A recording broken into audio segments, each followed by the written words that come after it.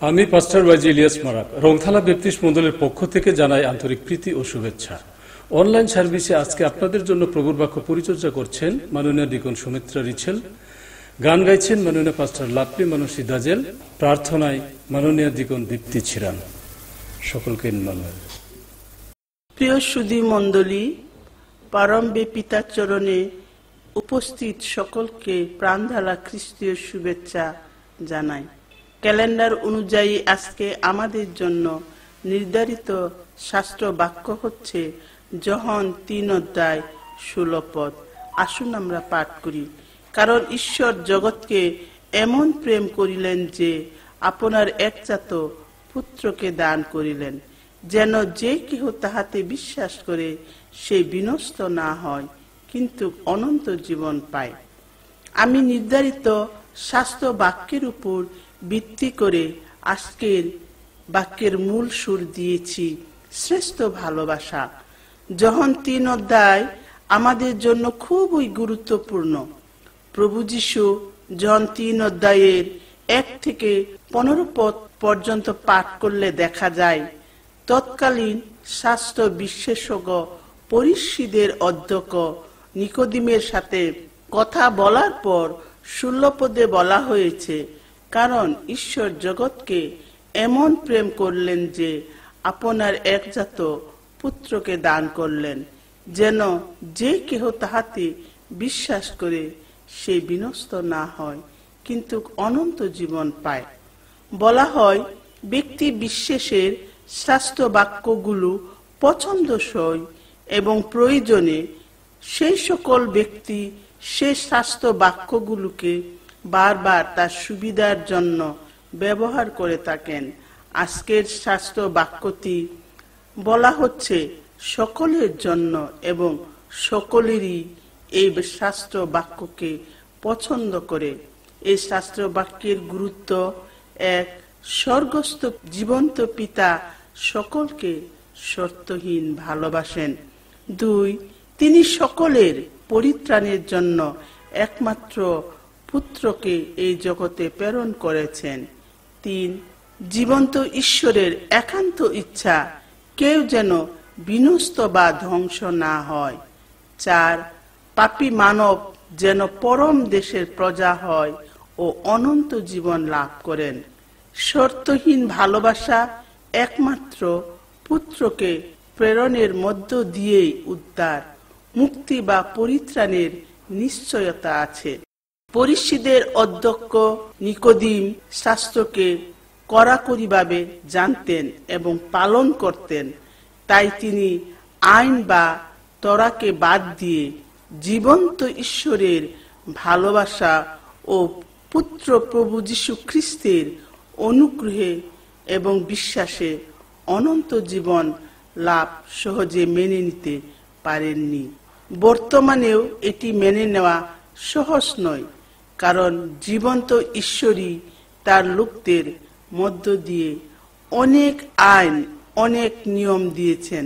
বাপবাদীদের মধ্য দিয়ে তরা দিয়েছেন, মুশির মধ্য দিয়ে 10 আজ্ঞা দিয়েছেন এবং খ্রিস্ট মণ্ডলীর জন্য তা পালনীয় ও অনুসরণীয়।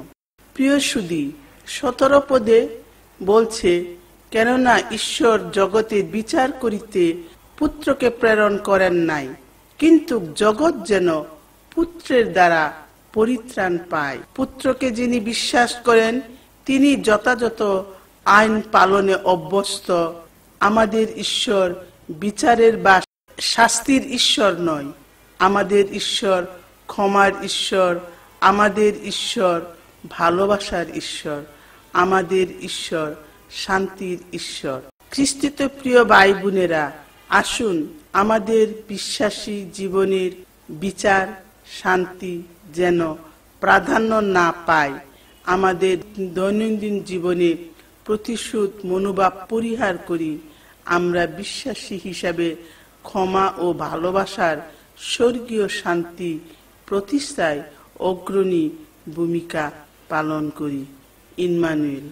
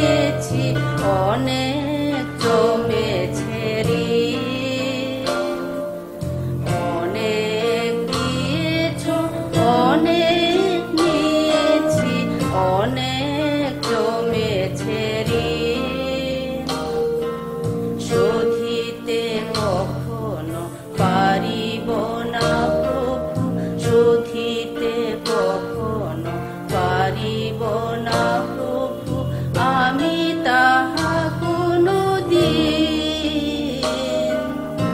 অনেক জমেছে ঋণ, অনেক দিয়েছ, অনেক নিয়েছি, অনেক জমেছে ঋণ।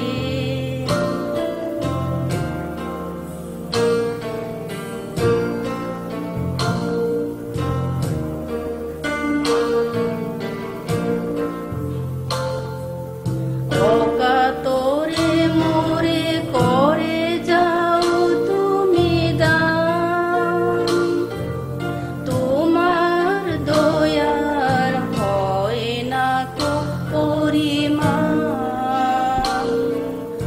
অকাতরে মোরে করে যাও তুমি দান, তোমার দয়ার হয় না কো পরিমাণ।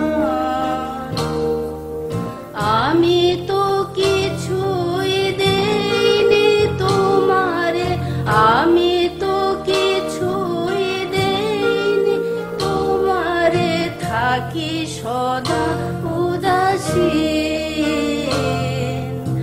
অনেক জমেছে ঋণ, অনেক দিয়েছ, অনেক নিয়েছি, অনেক জমেছে ঋণ।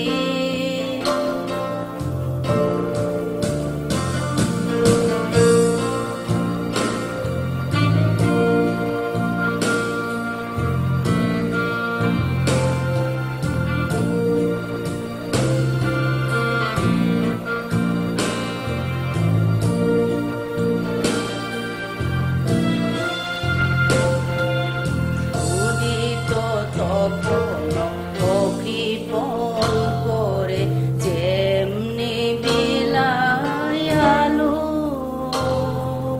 তেমনি তুমিও উদার করুণা আমার উপরে ঢালো।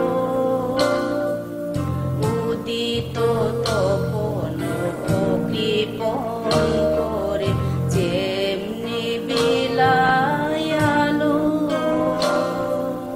তেমনি তুমিও উদার করুণা আমার উপরে ঢালো।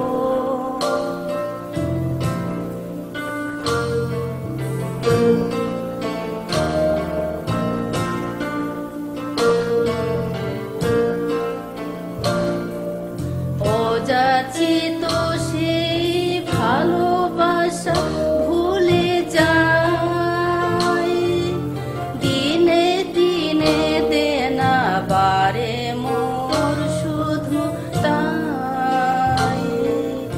অযাচিত সেই ভালোবাসা ভুলে যায়, দিনে দিনে দেনা বারে মোর শুধু তাই।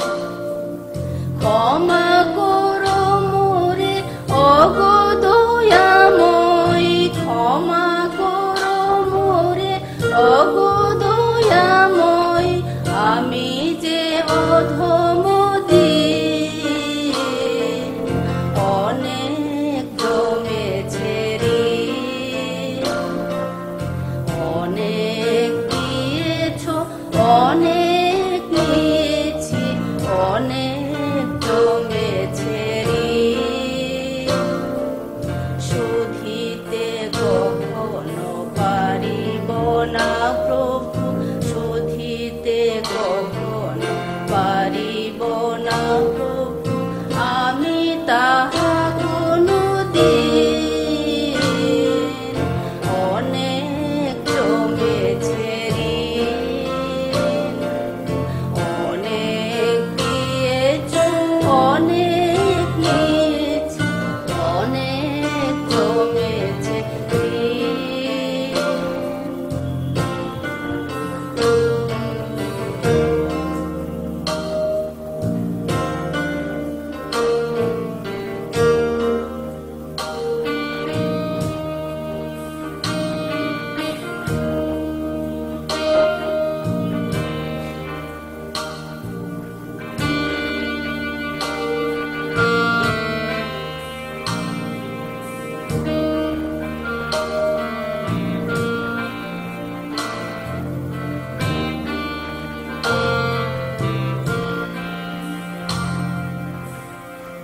আসুন আমরা প্রার্থনা করি। স্বর্গের পিতা, তোমার গৌরব করি, প্রশংসা করি, কেননা প্রভু তুমি আমাদের সুন্দর সময় করে দিয়েছ। আজকে আমরা যার মাধ্যমে তোমার বাক্য শুনেছি, বাক্যের জন্য ধন্যবাদ জানাই। তোমার একজাত পুত্রকে দানের মধ্য দিয়ে আমাদের মুক্তির পথ খুলে দিয়েছ। আমরা যেন খ্রিস্টের এই আত্মত্যাগ ভুলে না গিয়ে তার আদর্শকে ধারণের মধ্য দিয়ে জীবন অতিবাহিত করতে পারি। এই সমস্ত কিছুর জন্য তোমাকে ধন্যবাদ। আমাদের সঙ্গে থাকো, পাপ অযোগ্যতা সকল ক্ষমা করো। এই প্রার্থনা প্রভু তোমার নামে চাই, আমেন। ইম্মানুয়েল।